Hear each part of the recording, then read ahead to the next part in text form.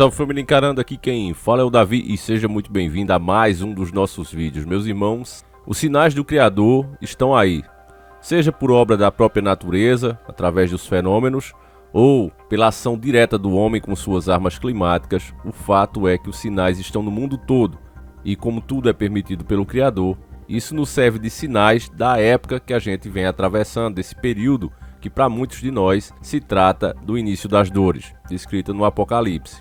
A dica de hoje do nosso irmão Jackson Gabriel, desde já ficou nosso agradecimento a esse irmão de fé e batalha que está estreando aqui nas dicas, já começou com chave de ouro. Ela é uma matéria da mídia, não é uma teoria conspiratória, não é um exagero, um sensacionalismo, não. São fatos. Fatos que estão ocorrendo no mundo, que você não costumava ver, eram fenômenos muito raros e agora está ficando cada vez mais frequentes.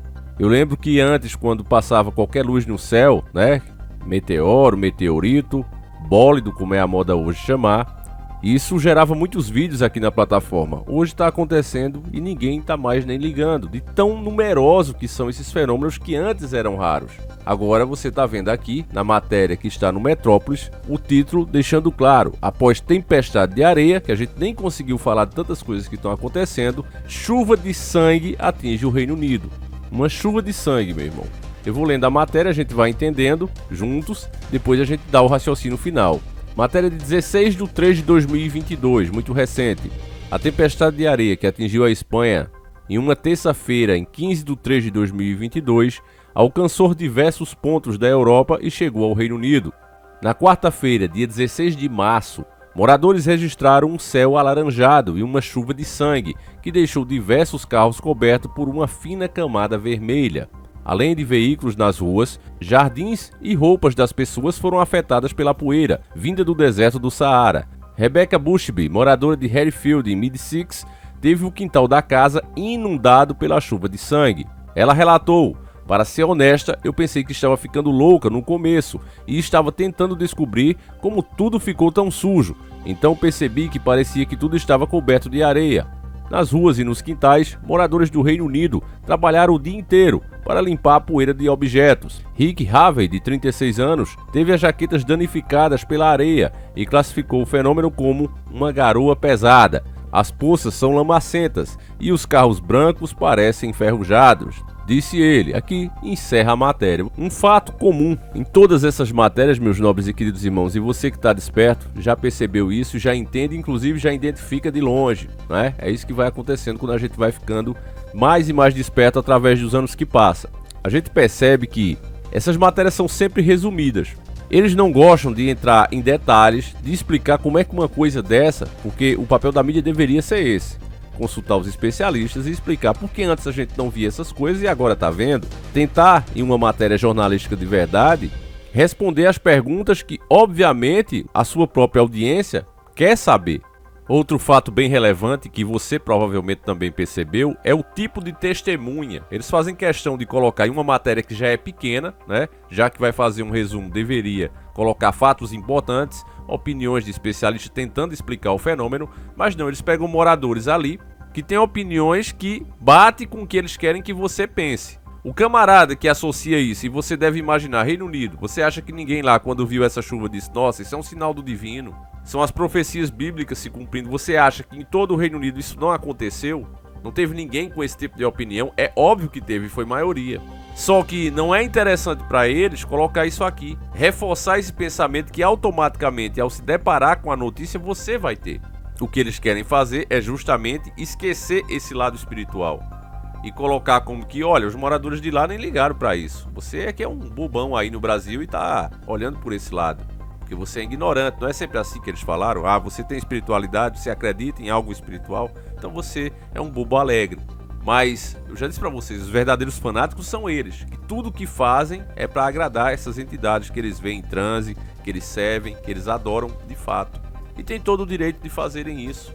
Agora, deixa claro, para de tentar esconder as suas verdadeiras intenções, que esse tipo de matéria é justamente para isso, direto ou indiretamente. Talvez o cara que escreveu não pense assim, mas no fundo, alguém que pensa permite que ele faça esse tipo de trabalho e não deixando brecha para outras opiniões. Aqui caberia, no mínimo, já que um fenômeno desse lembra profecias bíblicas, colocar a visão de pessoas que acreditam. E que com certeza, eu não estou lá para fazer, não tenho recursos para isso, né, de viajar daqui para lá para perguntar às pessoas, mas hoje a gente tem as redes sociais, se você der uma olhada, com certeza vai confirmar o que eu estou dizendo. As pessoas inclusive se assustam com isso, mas eles tentam normalizar e simplesmente apagar essas versões. Então chega a ser ridículo, chega a ser patético quando eles entrevistam pessoas que só colocam a opinião daqueles que compactuam. E muitas vezes, a grande verdade é essa também, vamos ser sinceros, o próprio repórter pede para que você fale alguma coisa que ele quer. Isso já aconteceu inclusive quando eu estudava na escola. Eu lembro como hoje, eu estava na frente do colégio e eu acho que era coisa do Grêmio Estudantil, alguma pergunta relevante a isso. Aí a moça disse, olha, eu vou perguntar isso, isso e isso, e você é para responder isso. Não, você quer saber a minha opinião? Eu dou. Agora, para dizer o que você tá mandando, não, senão, pois não serve não. Aí já chamou outra pessoa. Desse mesmo jeito que eu tô falando para vocês. Ali, né, eu acho que eu tinha, 15 anos na época, mas ali eu já comecei a perceber o que de fato era a mídia, que o que a gente via na reportagem não era bem o que acontece, nem era bem o que as pessoas pensavam. E acredito que Deus já coloca isso, essa experiência, que é pra gente já começar a ter um raciocínio em cima desses fatos e ver o mundo como ele realmente é. O papel de uma mídia digna e justa era mostrar os dois lados. Era tentar explicar para vocês por que esse tipo de fenômeno está acontecendo, se o papel dela é tranquilizar a população. Olha, vamos falar com especialistas aqui e tentar explicar por que esse fenômeno antes não acontecia e agora acontece. É pegar o especialista e dar a versão dele e a mídia questionar como se fosse quem está assistindo, para que quem está assistindo se sinta representado. Mas você vê isso hoje, meu irmão? Responda com sinceridade. Você vê o oposto disso. Você vê esse tipo de trabalho ainda em canais como esse, que são exceção, raros aqui hoje em dia. A ideia é seguir o rio, seguir a correnteza, falar exatamente o que eles querem que seja dito, ter a opinião que eles querem, assim você ganha relevância, você não tem problema com ninguém, entende? Matérias como essa são resumidas, são pequenas, pouco explicativa, e você vê que isso na verdade é uma tentativa de normalizar esses fenômenos raros. De não fazer você pensar que existe algo acontecendo em nível global e a natureza está te demonstrando isso. Eu não entro no mérito se é um fenômeno natural da natureza ou se as ações dos homens estão fazendo isso, como as armas climáticas.